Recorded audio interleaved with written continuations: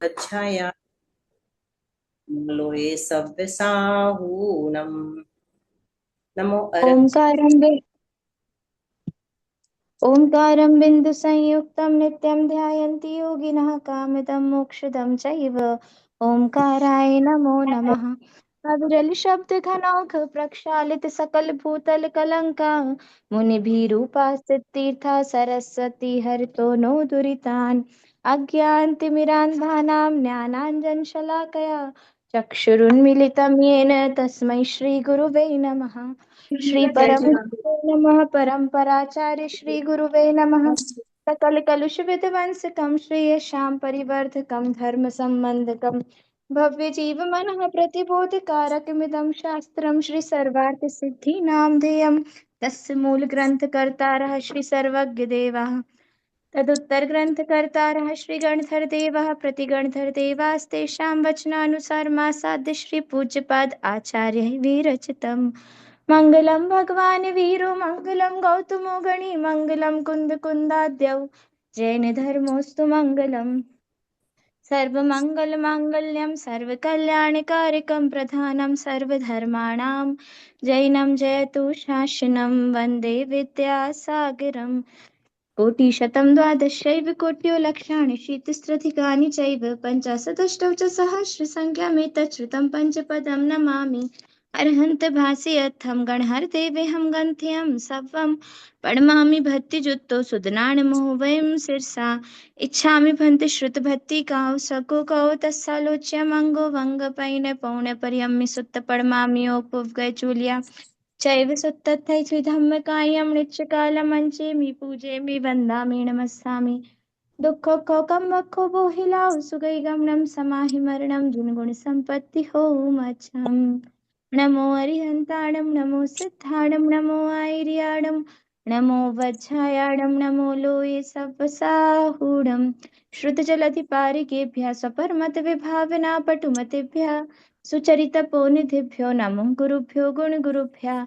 छत्तीस गुण समग्रे पंचविहाचार करण संदर्शे शिष्याणुकः कुशले धम्मायर्ये सदा वन्दे। गुरुभक्ति संजमेण यतरन्ति संसार सायरं घोरं छिन्नट्टि अट्टकं मम जन्मं मरणं न पावन्ति।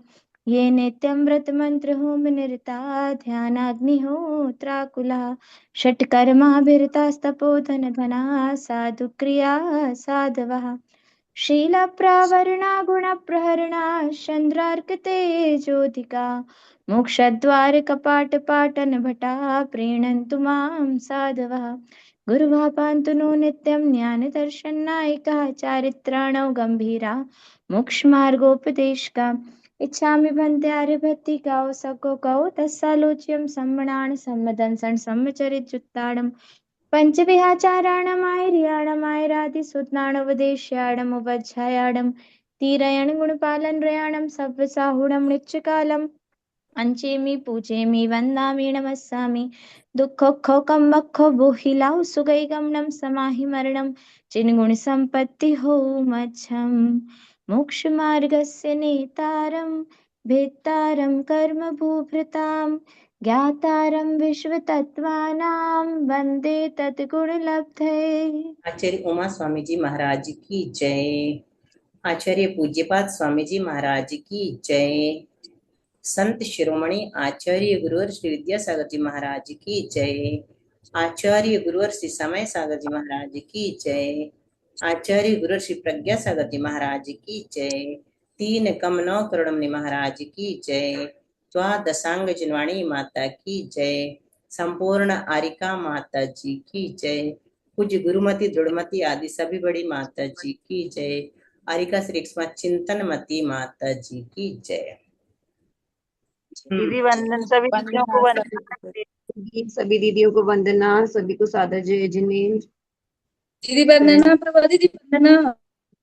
वंदना इसने तैयार किया है आज श्लोक नंबर 7 से होमवर्क दिया गया था ना रिवीजन के लिए। चलो शुरू करते हैं। हम अर्थ बता रहे हैं और प्रज्ञा बोलेगी। परमेश्वरी परम ज्योतिर विरागो विमलः कृति सर्वज्ञो नादिमध्यान्तः सार्वः शास्तोपलाल्यते। परमेष्ठी मतलब जो लिंग बोलो। परम पद में स्थित हैं वो परमेष्ठी कहलाते हैं ना। परमेष्ठी मतलब जो परम पद में स्थित होते हैं, जिन्हें इंद्र नरेंद्र सभी जिनके चरणों में झुकते हैं, वो परमेष्ठी कहलाते हैं। जो परमेष्ठी हैं परम ज्योति यानी केवल ज्ञान ज्योति से सहित हैं। केवल ज्ञान रूपी ज्योति से सहित है मतलब केवल ज्ञानी है। विरागः वीतरागी हैं मतलब राग और द्वेष से रहित है। विमलः यानी घातीय कर्म रूपी मल से रहित हैं। कृति यानी कृत कृत्य हैं। कैसे कृत कृत्य हो गए? उन्होंने चारों घातीय कर्मों का नाश करके अनंत चतुष्टय को प्राप्त कर लिया है, इसलिए वो कृति हैं। और सर्वज्ञ हैं, सर्वम जानाति इति सर्वज्ञः, है ना। सर्वज्ञ हैं, सच्चे देव हैं। आदि मध्य अंतः, आ को सब में लगा लेना। न आदि न मध्य न अंतः, जिनका ना तो आदि है, अनादि का क्या निकलता है? न आदि इति अनादि, है ना। ये विलोम शब्द है, आदि का विलोम शब्द है। तो न आदि इति अनादि मतलब जिनका आदि नहीं है। अब वो अ जो है अंत्य दीप आदि दीपक, उसको मध्य में भी लगा लेना। न मध्य इति, जिनका मध्य नहीं है वो न मध्य। और न अंत, जिनका अंत भी नहीं है। तो कैसे आदि मध्य और अंत नहीं है? तो सर्वज्ञ भगवान कब से हैं मतलब कब हुए थे, तो उनका कोई आदि नहीं बताया जा सकता, है ना। और अनादि से हैं, आज भी हैं, मध्य में भी हैं, और अनंत काल तक रहेंगे, तो अंत भी नहीं है। और सार्वहा यानी सबका हित करने वाले हैं। सार्वहा का सीधा सीधा अर्थ क्या है? सबका हित करने वाले हैं। ऐसे जो सर्वज्ञ देव हैं वो शास्ता कहे जाते हैं, मतलब हितोपदेशी उपलाल्यते कहे जाते हैं। संक्षेप में क्या कहेंगे? जो परमेष्ठी हैं, केवल ज्ञान रूपी ज्योति से सहित हैं, विरागी हैं यानी वीतरागी हैं, विमल हैं, घातीय कर्मों से रहित हैं, कृतकृत्य हैं, आदि सर्वज्ञ हैं, आदि मध्य और अंत से रहित हैं, सबका हित करने वाले हैं। ऐसे शास्ता जो आप्त हैं वो शास्ता के नाम से जाने जाते हैं, मतलब हितोपदेशी कहलाते हैं। ये सब आप्त के ही नाम बताए जा रहे हैं। हितोपदेशी के, हितोपदेशी का लक्षण और आप्त के और दूसरे नाम। चलो। हाँ बुआ। जो परमेष्टि है अर्थात परम पद में स्थित हैं, परम ज्योति है अर्थात केवल ज्ञान सहित हैं, विरागी हैं, विमल हैं, अष्टकर चार घातियां कर्मों को नष्ट कर चुके हैं, कृतकृत्य हैं, सर्वज्ञ हैं, आदि मध्य और अंत से रहित हैं, सबका हित करने वाले हैं। ऐसे वो शास्ता अर्थात आप्त हितोपदेशी हैं और ये सब उनके ही नाम हैं। उपलाल्यते यानी कहे जाते हैं। बहुत अच्छा। इतने ही अच्छे ढंग से सबको ही बता सकते हैं, लेकिन कोई जल्दी से तैयार नहीं होता, है ना। है ना ऐसी बात। चलो। अनात्मार्थम विना रागैः शास्ता शास्ति सतो हितम ध्वनन शिल्पी कर स्पर्शान मुरजः किमपेक्षते। ये तो हम लोग बहुत बार पढ़ चुके हैं, बहुत सरल है। अनात्मार्थम यानी निजी प्रयोजन के बिना, यानी बिना अपने किसी स्वार्थ के। और बिना रागई मतलब राग के बिना। और कैसे? सतो हितम यानी सज्जनों, सत यानी जीव, तो सज्जनों का हित करने के लिए, सज्जनों को हित का शास्ति उपदेश देते। कौन? शास्ता। जो हितोपदेशी सर्वज्ञ देव हैं वो बिना निजी स्वार्थ के, बिना राग के, सतो हितम शास्ति सज्जनों को हित का उपदेश देते हैं। शास्ता मतलब हितोपदेशी, है ना। शास्ता मतलब हितोपदेशी। तो हितोपदेशी यानी सर्वज्ञ भगवान, वही लगाना। जो शास्ता हैं यानी जिनेन्द्र देव हैं, वो बिना निजी स्वार्थ के, बिना राग के, सतो यानी सज्जनों को या जीवों को हितम शास्ति हित का उपदेश देते हैं। जैसे शिल्पी कर स्पर्शान ध्वनन मूर्जा किम अपेक्षते। शिल्पकार के हाथ के स्पर्श से बजता हुआ, ध्वनन यानी बजता हुआ, मूर्जा यानी मृदंग, किम अपेक्षते क्या कुछ अपेक्षा रखता है? इसके उत्तर में हम कहते हैं कि नहीं, कोई अपेक्षा नहीं रखता। चलो बोलो। हाँ बुआ। दीदी हम बोले तो हाँ चलो, मनीषा को बोलने दो। कोई आगे आए तो हाँ स्वागत है। शास्त्र यानी हितोपदेशी बिना प्रयोजन के और बिना राग के हम्म। भव्य जीवों को उपदेश देते हैं। जिस प्रकार बढ़ई के हाथ से स्पर्श करता हुआ मृदंग क्या अपेक्षा रखता है? कुछ भी नहीं। थोड़ा सा दो शब्द गड़बड़ हुए। प्रज्ञा तुम बोल के बताओ, मनीषा को शायद समझ में आए। हाँ बुआ। हम्म। जो शास्ता हैं अर्थात हितोपदेशी हैं, वो बिना किसी स्वार्थ के और बिना किसी राग के सज्जनों के हित के लिए उपदेश देते हैं। उसी प्रकार जिस प्रकार शिल्पी के हाथ के स्पर्श से मृदंग ध्वनन मतलब ध्वनि करता है, तो क्या कोई अपेक्षा रखता है? अर्थात नहीं रखता। ये शिल्पी कर स्पर्शान में थोड़ा सा तुम्हारी चूक हुई थी मनीषा, फिर से बोल दो एक बार तुम, मनीषा। जी दीदी हम्म। जी। हम्म। हितोपदेशी हम्म। बिना राग और बिना किसी प्रयोजन के भव्य जीवों को उपदेश देते हैं। एक जिस मिनट, प्रकार क्या उपदेश देते हैं? हितम, ये बोलना जरूरी, पिछली हित बार भी का छोड़ा था। हित का उपदेश देते हैं। हम्म। जिस प्रकार शिल्पी के हाथ से बजता हुआ मृदंग क्या अपेक्षा रखता है? कुछ भी अपेक्षा नहीं रखता। ठीक है, शिल्पी के हाथ के स्पर्श से बजता हुआ मृदंग, अब सुधार दिया तुमने, सही है। ठीक है, चलो और कोई तीसरा आना चाह रहा है? एक और करेंगे फिर आगे बढ़ेंगे। जी दीदी हम बोल रही शालिनी। शालिनी, हाँ ठीक है। आप तो पज्ञमनुल्लंघ्य, आप तो पज्ञमनुल्लंघ्य दृष्टेष्ट विरोधकम तत्वोपदेश कृत सार्वम, तत्वोपदेश कृत सार्वम शास्त्रम का पथ घट्टनम। एक बार रिपीट कर दो शालिनी, ये थोड़ा टफ है। आप तो पद्यमुल्लंघ्य मद्रष्टेष्ट विरोधिकम् तत्वोपदेश सार्वम शास्त्रम का पथघट्टनम्। हम्म,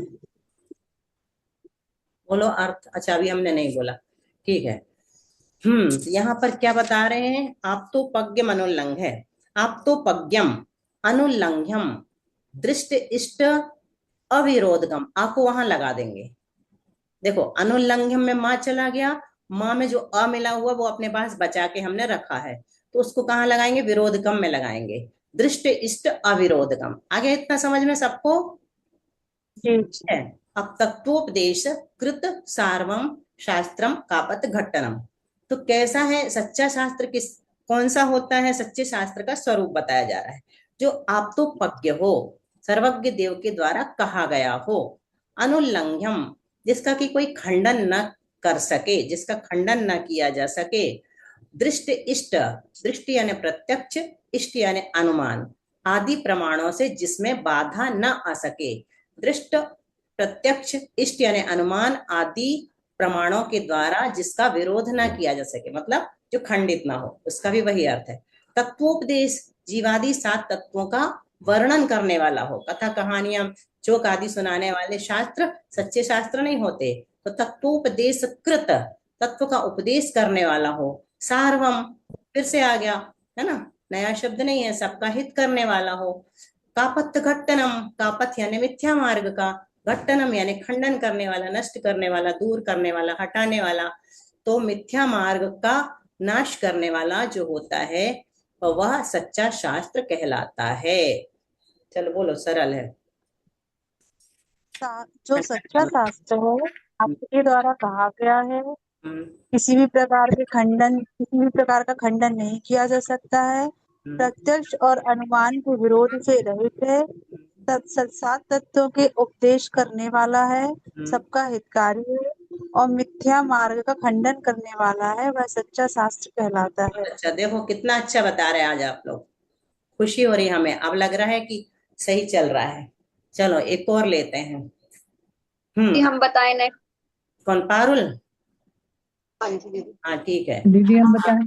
स्वागतम। पारुल के बाद विषयाशा वशातीतो निरारंभो परिग्रह ज्ञान ध्यान तपोरक्तस तपस्वी सह प्रशस्यते।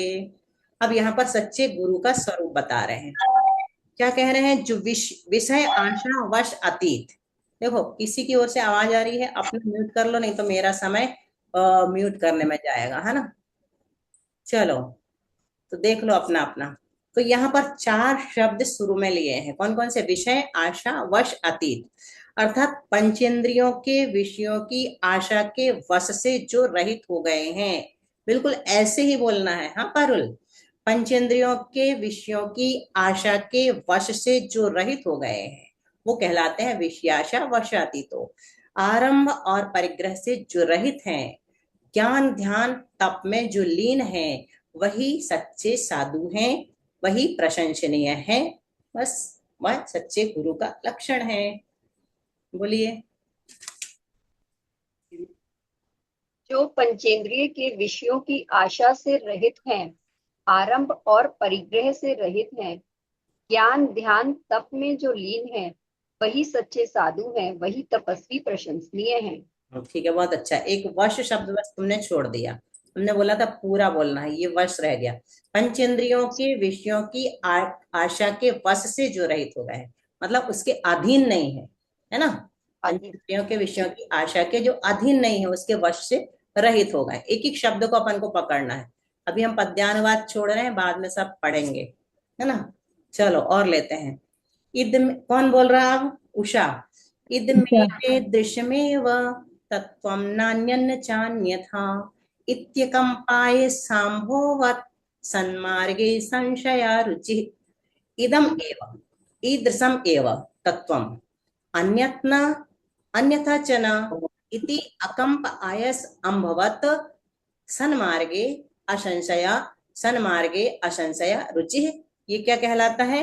निशंकित अंग कहलाता है। किसे कहते हैं निशंकित अंग?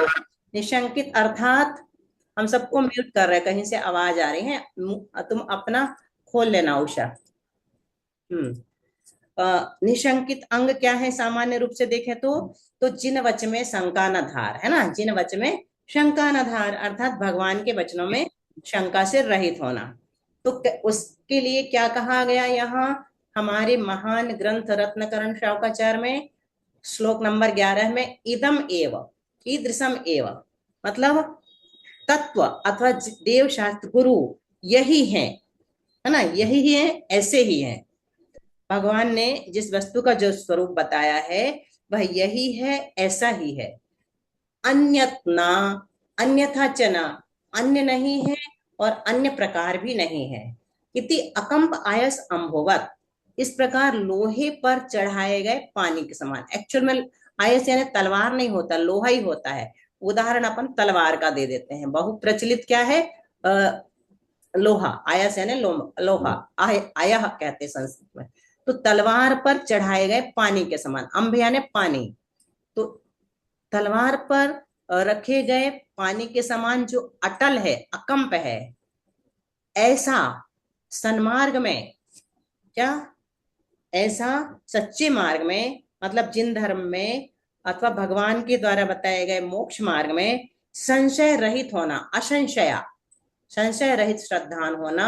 सन्मार्गे मतलब मोक्ष मार्ग में संशय रहित श्रद्धान होना, रुचि अनुश्रद्धान होना, वो निशंकित अंग कहलाता है। सन्मार्ग में रुचि यानी श्रद्धान होना, असंशय है यानी निशंकित अंग, ऐसा भी लगा लेते हैं, दोनों प्रकार से। असंशय मतलब निशंकित अंग है। एक बार फिर से बता रहे हैं कम शब्दों में, फिर तुमको रिपीट करना है, ठीक है। तत्व यही है, ऐसा ही है, छोटे में ही बताना है उषा, ठीक है। जीवादि तत्व यही है, ऐसे ही है, अन्य नहीं है, अन्य प्रकार से नहीं है। इस प्रकार तलवार की धार पर चढ़ाए गए पानी के समान अथवा लोहे पर रखे गए पानी के समान अटल जो श्रद्धान है, मोक्ष मार्ग में अटल श्रद्धान है, वही निशंकित अंग है। देवगुरु शास्त्र में जो अटल श्रद्धान है वही निशंकित अंग है। बोलो। तत्व यह ही है, ऐसा ही है, अन्य नहीं है और अन्य प्रकार नहीं है। इस तरह देव शास्त्र गुरु के विषय में आयस सांभोवत, मतलब लोहे के पानी पे चढ़ाए हुए, लोहे के पानी के समान। सन्मार्गे संशयारुचि, सन्मार्ग में और मतलब निसंकित कहा जाए, अटल श्रद्धान निसंकित अंग कहा जाएगा। अटल श्रद्धान होना निशंकित अंग कहा जाता है।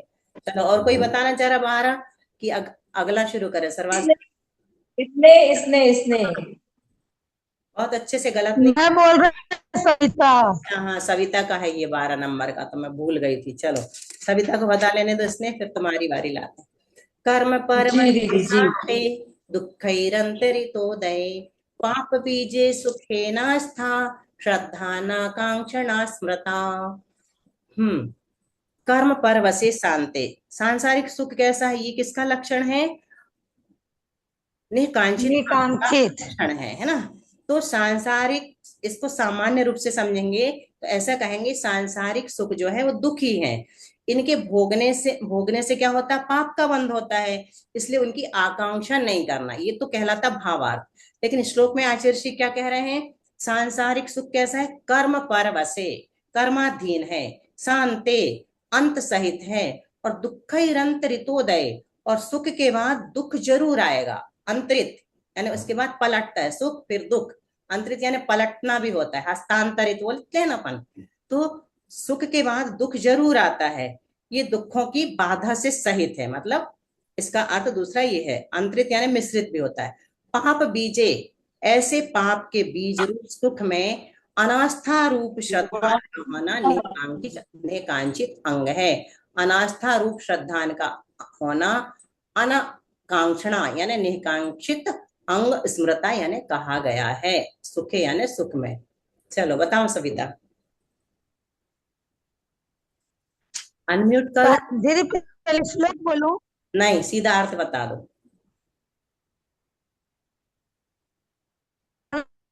के संसारिक स्नेह तैयार रहो, सविता की आवाज अटक रही है। सुख के बाद दुख आते हैं, जी, जी। दुखों से मिश्रित हैं, पाप के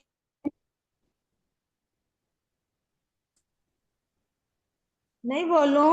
नहीं तो आई नहीं रही आवाज, हम तो सुन रहे हैं। नहीं आ रही तो जो चलो स्नेह बोलो।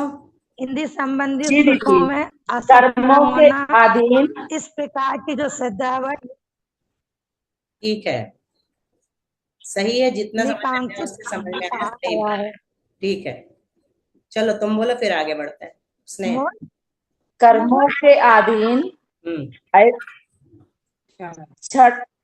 क्षणभंगुर या नष्ट होने वाला, अंत सहित दुखों से मिश्रित, पाप बंध के कारणभूत विषय सुखों में अभिरुचि, मतलब क्या कहना चाहिए, विषय के सुखों में रुचि रखने वाला, विश्वास रखना मतलब निकांक्षित अंग माना गया है। रुचि रखने वाला की जगह कर दो रुचि न रखना, रुचि का नहीं हो। अरुचि रखने वाला दीदी, जी, अरुचि रखने वाला। हाँ, रुचि कह दो, रुचिकर नहीं, जिसमें रुचि नहीं होना। ठीक है जी, पूरा गलत हो जाएगा। पूरा उल्टा ही हो जाएगा। ठीक है, तो चलो जी, आचार्य पूज्यपाद स्वामी जी के पास चलते हैं। हिया 1 मिनट इधर आओ। कहाँ तक पढ़ा था कल अपन ने, याद है किसी को? हाँ बुआ, भावार्थ। हाँ ये हो गया था। यही शुरू हुआ था। हाँ शुरू करो।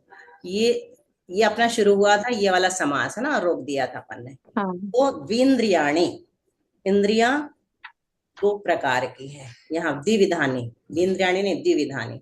द्विविधानी अपना चल रहा था। वे प्रत्येक कौन? वे 5 इंद्रियां 2-2 प्रकार की हैं। तो द्विविधानी सूत्र है, उसमें विध शब्द जो है वो प्रकारवाची, विधि यानी प्रकार होता है। तो द्विविधानी पद में द्वौ विधौ एसाम तानी द्विविधानी, ये बहुब्रीहि समास है। कैसे हो गया बहुब्रीहि समास? अन्य पद प्रधान कैसे दिख रहा है? देखो इसमें 2 प्रकार की हैं। हाँ, वो जो 5 इंद्रियां हैं वो 2-2 प्रकार की हैं। तो जो 2-2 प्रकार की हैं वे कौन है? 5 इंद्रियां। अन्य पद निकल गया ना। 2-2 प्रकार की हैं, जो 2-2 प्रकार की कही गई हैं फिर निकला अन्य पद 5 इंद्रिया। तो दो विधौ एशाम, एशाम यानी पंच, 5 इंद्रिया है ना। ताने, उनके दो दो प्रकार हैं, दो दो भेद हैं जिनके, वे कहलाते हैं द्विविधाने। तो उनसे हमने निकाल लिया 5 इंद्रियां। इस प्रकार बहुब्रीहि समास, धीरे धीरे ये पक्का हो जाएगा तुम लोग का बहुब्रीहि समास, है ना। बहुत बार अपने को सुनने मिल रहा है। आशय यह है कि ये 5 इंद्रियां प्रत्येक दो दो प्रकार की हैं। अब कौन कौन सी दो दो प्रकार की? वे दो प्रकार कौन है? द्रव्येंद्रिय और भावेंद्रिय। ठीक है। अब द्रव्येंद्रिय के स्वरूप का ज्ञान कराने के लिए आगे का सूत्र कहते हैं। बोलो सूत्र बिना देखे, खुला तो है। निर्वृत्त्युपकरणम द्रव्येंद्रियम। फिर से देखो क्या लिखा, गलत लिखा है। नहीं, ये तो दूसरा वाला है ना, पहला वाला तो यही होगा। नहीं, यहाँ तुम फिर से बोलो क्या। निर्वृत्त्युपकरणे द्रव्येंद्रियम। यहाँ कर्णम बोल दिया था ना, बिना। नहीं, करणे। हाँ हम, अच्छा।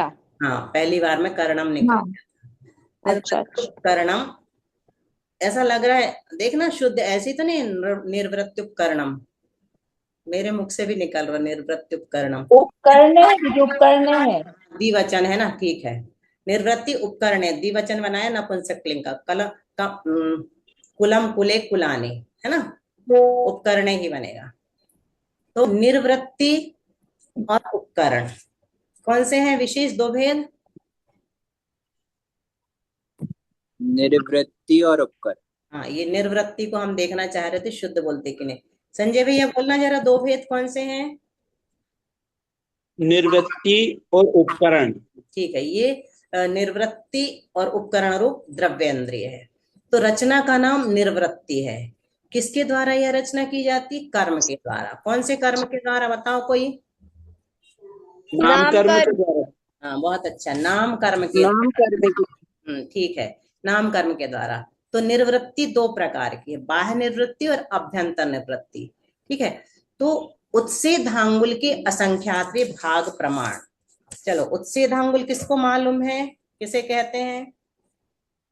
ऐसे कर करके हमने सब कुछ सीख लिया धीरे धीरे। चलो जो पूछे वो बताना है सब मिलके, लेकिन एकदम गूंजे नहीं आवाज। अनंतानंत परमाणु का क्या होता है? एक बोलो पारुल। प्रदेश। प्रदेश। अनंतानंत परमाणु का क्या होगा? एक परमाणु से परमाणु से मिलकर क्या होता? विशेष स्कंद। हाँ स्कंद, सही बोल रहा। अनंतानंत परमाणु का एक स्कंद होता है, तो उसको अपन क्या कहते हैं? अवसन्नासन्न कहते हैं। अवसन्नासन्न, उसका नाम क्या है स्कंद का? अनंत अनंत परमाणुओं से जो मिलकर बनता है उसे स्कंद कहते हैं। और जैन गणित में उसका दूसरा नाम बोलो क्या है? विशेष अवसन्नासन। अवसन्नासन बोलो। अवसन्नासन। 8 अवसन्न, देखो एक बार हम रिपीट कर रहे हैं, फिर देखते हैं कौन कितने रिपीट कर पाता है। ठीक है, अभी से तैयार हो जाओ, बहुत लंबा है। 8 अवसन्नासन्न का एक सन्नासन्न होता है, 8 सन्नासन्न का एक त्रिट रेणु होता है, 8 त्रिट रेणु का एक त्रस रेणु होता है, 8 त्रस रेणु का एक रथ रेणु होता है, 8 रथ रेणु का एक उत्तम भूमि का क्या बालाग्र, बालाग्रपण क्या है ना अपन, जिसका दूसरा हिस्सा ना किया जा सके। और 8 उत्तम भोग का मध्यम भोगभूमि का बालाग्र होता है, 8 मध्यम भोगभूमि के बालाग्र का एक जघन्य भोगभूमि का बालाग्र होता है, 8 जघन्य भोगभूमि के बालाग्र का एक कर्म भूमि का बालाग्र होता है, 8 कर्म भूमि के बालाग्र का एक लीक होता है, 8 लीक की एक सरसों होती है, 8 सरसों का एक जौ होता है, और 8 जौ का एक अंगुल होता है, जो ये लिखा है उत्सेधांगुल। आया समझ में उत्सेधांगुल? भयंकर मैं तो समझ गया है। है ना उत्सेधांगुल। चलो कहाँ से शुरू करें? संगीता से। बुआ कर लेना आप रत्न करंडक श्रावकाचार्य के सब अर्थ वासु से पूछना। सब अर्थ बाकी से पूछ लेंगे। वासु से, वासु से। उसका तैयार हो गया है क्या? उसको बताना ही पड़ेगा, वो भी सुन के बता सकता है। सुनेगा तो बताएगा। कल वो थोड़ा सा ना जल्दी से नहीं बोलता, मैं बता रहा हूँ बुआ, है ना। नहीं तो आप ऐसे बोल दो तो मन बना के बैठेगा। बिल्कुल वासु तैयार करके आना है कल वाले तुमको। ठीक है, कहाँ से कहाँ तक के? श्लोक खोल देंगे, 11 हो गए हैं, 12 13 2 3 चलेंगे बस कल, ठीक है। 11 12 कुछ हुए हैं, तुमको समझ में आ जाएगा। 2 3 तैयार करके आना, सबको करके आना है, लेकिन वाशु को विशेष, ठीक है।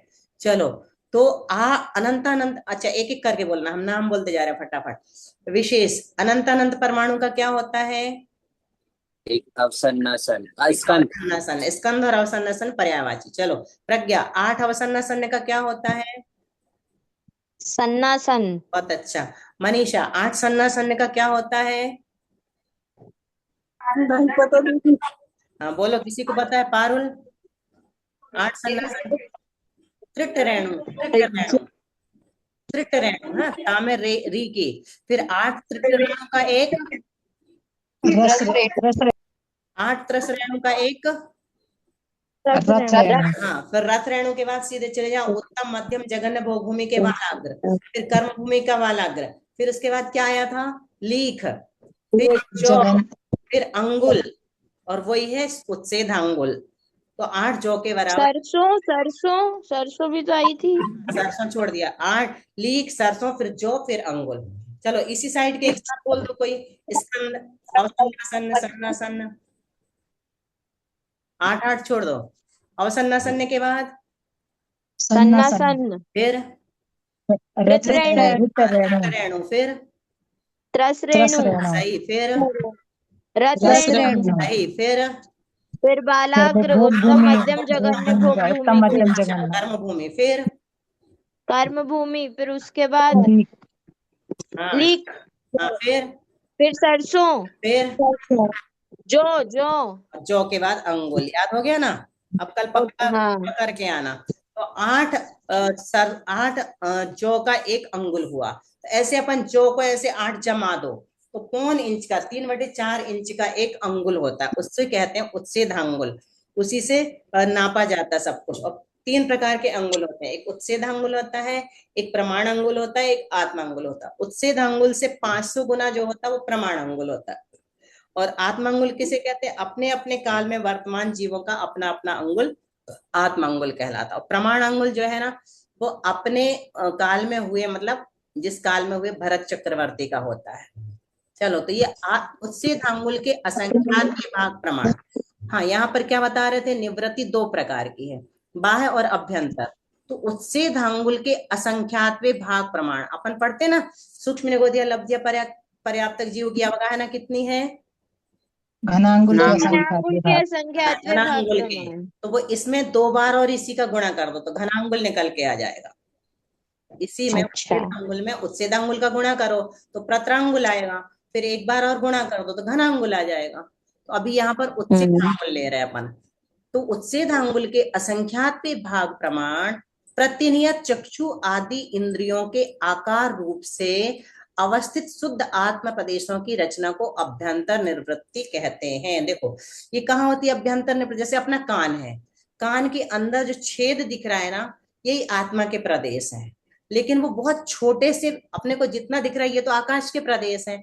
यहीं पर ये उच्छेद अंगुल के असंख्यात भाग प्रमाण मतलब सुई के नोक के बराबर, और हर एक इंद्री का आकार बहुत छोटा छोटा है। अवगाहना अपन को दिखती इतनी बड़ी है, आंख भी इतनी बड़ी नहीं है, बहुत छोटी सी है वो, उसको कहते हैं निर्वृत्ति। तथा इंद्रिय नाम वाले, श्रुति भावी कहाँ गई आज? उन्हीं आत्म प्रदेशों में प्रतिनियत आकार रूप और नाम कर्म के उदय से विशेष अवस्था को प्राप्त जो पुद्गल प्रचय होता है उसे बाह्य निवृत्ति कहते हैं। इसलिए आज हमने रत्नकन रावकाचार्य जी ज्यादा पढ़ा दिया, हमें मालूम था जिस शब्द आज कठिन आएंगे। तो क्या कहा? इंद्रिय नाम वाले उन्हीं आत्म प्रदेशों में। इंद्रिय नाम वाले मतलब नेत्र इंद्रिय, कर्ण इंद्रिय। तो नेत्र इंद्रिय नाम वाला है तो नेत्र के स्थान में होगा, कर्ण इंद्रिय नाम है तो कर्ण कान के स्थान में होगा। तो उन्हीं आत्म प्रदेशों में प्रतिनियत आकार रूप, प्रतिनियत मतलब कान है तो कान के ही आकार का होगा, आंख के आकार का नहीं होगा, है ना, नाक के आकार का नहीं होगा। तो प्रतिनियत वो कहते हैं जो इंद्रिय है उसी के आकार रूप आकाश के प्रदेश। और नाम कर्म, तो अगर कर्ण इंद्रिय है तो कर्ण इंद्रियावरण नाम कर्म का उदय रहेगा, नेत्र इंद्रिय तो नेत्र इंद्रियावरण नाम कर्म का, सबका अलग अलग रहेगा। और नाम कर्म के उदय से क्या होता है? विशेष अवस्था को प्राप्त जो पुद्गल प्रत्यय होता है उसे बाह्य निवृत्ति, ये पुद्गल प्रत्यय, ये बाहर वाला जो अपने को दिख रहे ना, ये पुद्गल प्रत्यय है। तो जिन निर्वृत्ति का उपकार करता है उसे उपकरण कहते हैं। निर्वृत्ति उपकरणे द्रव्येन्द्रियम। अब ये बता रहे उपकरण, उपकरण किसे कहते हैं? जो निर्वृत्ति यानी जो रचना बनी ना अपनी आंख की, उसके ऊपर पलक आदि बने हैं, तो वो उपकार कर रहे हैं आंख का, नेत्रेंद्रिय का।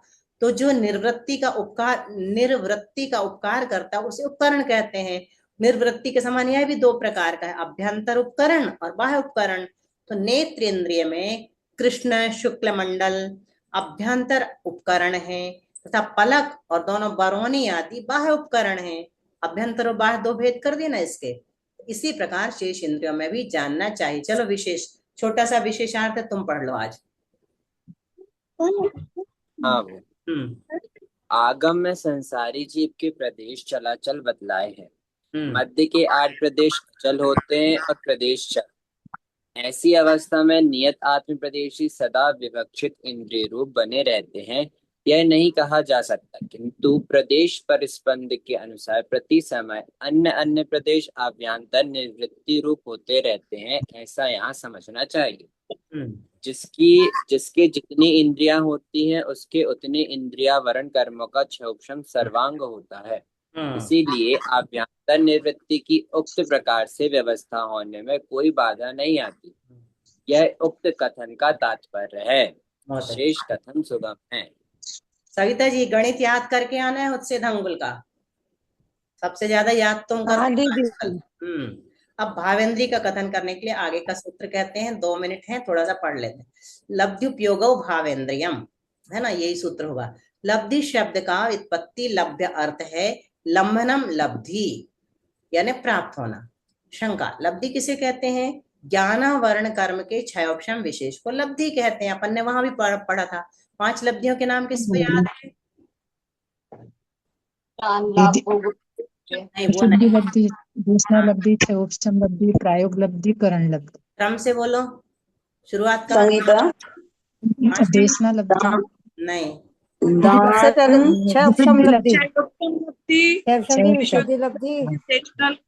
प्रायोग लब्धि और करण लब्धि। बाकी तो सही, पहले ही दूसरे में सबको डाउट होता। क्षयोक्षम के बाद विशुद्धि, ठीक है उषा? क्षयोक्षम के बाद विशुद्धि, फिर देशना, प्रायोग और करण तो सबको याद रहता। जिसके संसर्ग से आत्मा द्रव्येंद्री की रचना करने के लिए उद्यत होता है, तन निमित्तक आत्मा के परिणाम को उपयोग कहते हैं ना। उपयोग, जिसके संसर्ग से आत्मा द्रव्येंद्री की रचना करने के लिए, लब्धि और उपयोग 2 प्रकार की भावेंद्रिय है। लब्धि और उपयोग ये दोनों भावेंद्रियां हैं। शंका, उपयोग इंद्रिय का फल है, वह इंद्रिय कैसे हो सकता है? जैसे अपने को नेत्र इंद्रिय मिली है ना, तो नेत्र इंद्रिय के माध्यम से हमने उपयोग लगाया यहाँ और देखा स्क्रीन पे कि सर्वार सिद्धि खुली हुई है, तो फिर वो कह रहे हैं वो तो उसका फल है, उपयोग इंद्रिय का फल है, वह इंद्रिय कैसे हो सकता है? वो अलग होना चाहिए।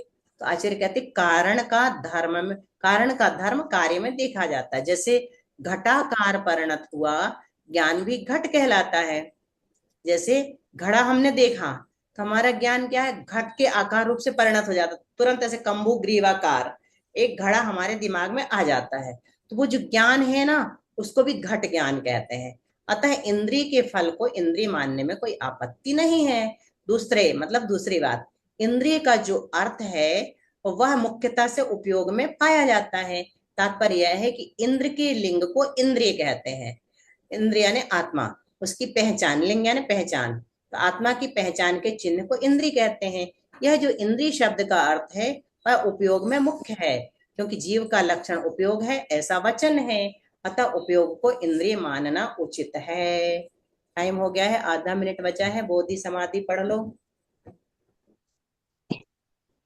बोधि समाधि परिणाम शुद्धि स्वात्मोपलब्धि शिव सौख्य सिद्धि चिंतामणिं चिंतित वस्तु दाने त्वां वन्दमानस ममास्तु नमस्तु देवी।